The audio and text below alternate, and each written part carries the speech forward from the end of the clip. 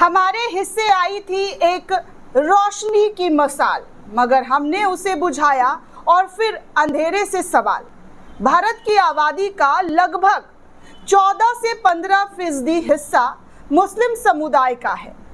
देश की इस आबादी को संख्या के लिहाज से बहुत बड़ा और असरदार होना चाहिए, लेकिन हकीकत देखी जाए तो स्थिति कुछ और ही कहानी कहती है। दोस्तों, ये कहानी सिर्फ सत्ता के जुल्मों या समय की नाइंसाफी की नहीं, बल्कि खुद अपनी लापरवाहियों और लगातार की गई गलतियों की भी है। मुसलमानों की राजनीति आवाज में आज शोर तो महसूस होता है, मगर इसका असर कहीं नहीं दिखाई देता है। ये शोर सिर्फ चौराहे और सोशल मीडिया के ट्रेंड तक ही सीमित रह जाता है, और जब वोट डालने की स्थिति आती है तो वक्त का मुसलमान समझ ही नहीं पाता कि राजनीति में उसे सचमुच किस तरफ खड़ा होना चाहिए। 1947 के बाद भारत के मुसलमान अपने लिए एक नई पहचान तलाशते रहे। वो ना पाकिस्तान गए, ना पूरी तरह भारत के बहाव में घुल पाए। नतीजा ये निकला कि हम हमेशा संदेह और शक के घेरे में रहे और पीड़ित मानसिकता में जीते रहे। ये मानसिकता आज तक आपकी हमारी राजनीति और सामाजिक दिशा तय कर रही है। आज़ादी के बाद लंबे समय तक एक ही पार्टी को अपना मालिक बनाकर बैठे रहे और ना उससे कोई सवाल किया, ना उनसे कोई डिमांड की, ना वोट के बदले में शिक्षा की मांग की, ना वोट के बदले में रोजगार मांगे, ना अपने बच्चों के भविष्य को कोई वायदा लिया।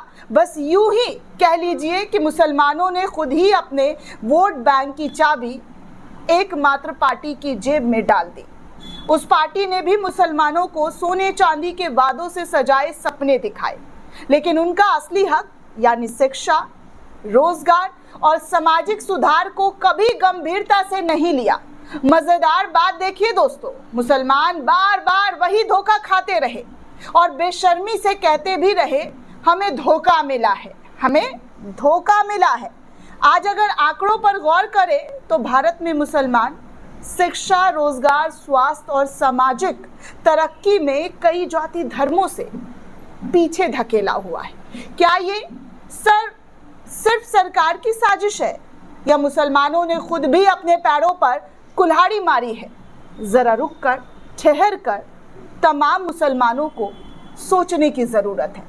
मुसलमानों में अभी भी बड़ी तादाद अपने उन परिवारों की है जो बच्चों को मदरसों से आगे नहीं पढ़ाते। आधुनिक शिक्षा को दीन से दूरी मान लिया गया है। विज्ञान और टेक्नोलॉजी तो छोड़िए, इंटर और ग्रेजुएशन तक की पढ़ाई करने वालों की संख्या तक आपके हमारे लोगों में बेहद कम है। जब पढ़ाई अधूरी रही तो रोजगार की दुनिया में भी दरवाजे बंद हो गए। बहाने हमेशा तैयार है। सिस्टम भेदभाव करता है, मगर ये नहीं सोचते हैं कि अगर कौशल और पढ़ाई सही होगी तो जगह बनाने में कोई रोक नहीं सकता था। एक कलमा, एक नबी, एक कुरान, एक खुदा वाले मुसलमान आज भी भारत के अंदर जात पात और बिरादरी की दीवारों में बचे हुए पाए जाते हैं। शिया, सुन्नी, देहलवी, बरेलवी, अशरफ, अजलफ हर खांचे में बांटकर अपनी ताकत को कमजोर करते रहे और फिर शिकायत की कि ये हमें साथ नहीं लिया गया। एक समाज जो खुद को भीतर ही भीतर टुकड़ों में बांटते रहे, उसकी बाहरी राजनीति भला कैसे मजबूत हो सकती है? बात अगर आगे करें तो आप पाएंगे कि भारतीय मुसलमानों की राजनीति की हालात बड़ी दिलचस्प है। ये वो समुदाय है जिसकी संख्या बड़ी है पर असर बहुत छोटा, और ऐसा इसलिए क्योंकि मुसलमानों ने हर दौर में अपने वोट को सस्ती बोली में बेचा है। कभी धर्मनिरपेक्षता के नाम पर, तो कभी भाजपा को रोकने के नाम पर, और कभी मोहब्बत के झूठे वादों में। मुसलमानों के पास ना तो ऐसी कोई राष्ट्रीय स्तर का नेतृत्व है जो उनकी सामाजिक आर्थिक समस्याओं को लेकर आवाज उठाए, और ना ही कोई दीर्घकालिक रणनीति। जो नेतृत्व सामने आता है वो या तो मौका परस्त होता है या फिर इतना भावनात्मक नारे उछालता है कि वास्तविक मुद्दे ही गायब हो जाते हैं। दरअसल हकीकत तो ये है कि मुस्लिम समुदाय की, मुस्लिम समाज की राजनीति आज भी मस्जिद, शोर, जलसा के दायरे से बाहर नहीं निकल पा रही है। और यही वो सबसे बड़ी तंजिया सच है। जो कौम संख्या में करोड़ों में है, वो अपनी हक के लिए मुट्ठी भर नेताओं के रहम कहम पर जी रहे हैं। बोले तो मुट्ठी भर नेता उनको चला रहे हैं। मुसलमानों ने वोट देने से पहले कभी काम और रिपोर्ट कार्ड नहीं देखा, बस इतना देखा कौन हमें ज़्यादा असुरक्षित दिखा सकता है।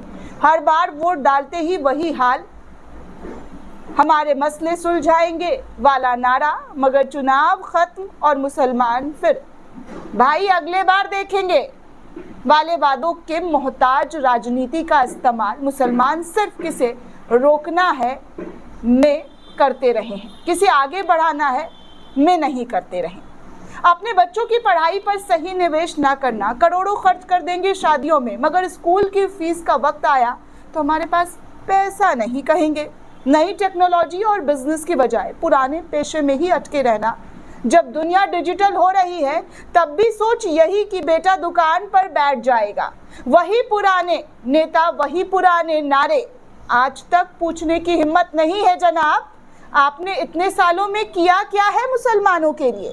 दरअसल भाइयों, हमारी सबसे बड़ी परेशानी यही है कि हमने हमेशा दूसरों के सर पर ठीकरा फोड़ा है, दूसरों को दोष दिया है। सरकार, हिंदू, पुलिस, मीडिया सब दोषी, लेकिन अपने गिरबान में झांकने की कोशिश शायद आपने हमने कभी नहीं की है। हालात इस कदर खराब भले ही हो दोस्तों, लेकिन इसका मतलब ये बिल्कुल नहीं है रास्ता बंद है। आज भी अगर मुसलमान गंभीरता से तालीम को अपनाए, विज्ञान टेक्नोलॉजी में बढ़े, अपनी सामाजिक सुधार मूवमेंट्स चलाए और अपनी राजनीतिक सोच को लंबी रणनीति से जोड़े, तो बदलाव संभव हो सकते हैं। लेकिन शर्त यही है कि पहले अपनी लापरवाहियों और कमियों को पहचाने। पीड़ित बनकर बैठने से कुछ हाथ नहीं आएगा। भारत के मुसलमानों की स्थिति का सार यही है कि ये कौम संख्या में बड़ी है पर असर में छोटी। जहाँ एक तरफ 1400 साल पुरानी गौरवशाली तहजीब की मिसाल दी जाती है, तो वहीं आज की हालात ये है कि खुद अपनी कमियों से पिछड़े हैं। शायद भारत के मुसलमानों के बारे में ही किसी ने बखूबी कहा है कि हम खुद को खुदा की सबसे बड़ी नेमत कहते रहे और मुद्दों पर जब आए तो अपनी किस्मत को कोसते रहे। दोस्तों, इस वीडियो को अगर वाकई आप समझते हैं, असरदार लगा है, तो लोगों तक ज़रूर से ज़रूर शेयर कीजिए ताकि आपकी कौम जागे, ताकि आप जाग सके और लोगों को भी जगाने की हिम्मत कर सके।